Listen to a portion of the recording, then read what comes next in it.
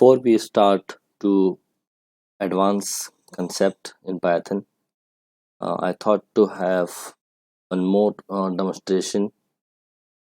In last video, we saw how to create a method of that has return type. Okay, so here you can see that in last video we saw like how we created a method and that had a return type. So we created an add method and it returned a value. Now let's create one more method which has no return type. I mean, what we call as void.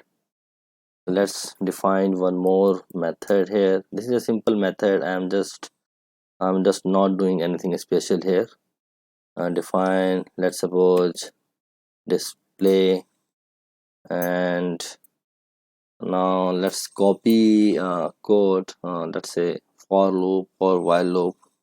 Okay, so here we have while loop, so I'm just copying it here. Okay, and I'm just pasting it to this method. As I said before, I'm not doing anything special here. I'm just demonstrating you how we can create a method which has no return type. Here, as you can see that I created a method display where I'm just writing a simple logic, while logic, and printed the value here. Okay, so let's call our method. So let's call display here.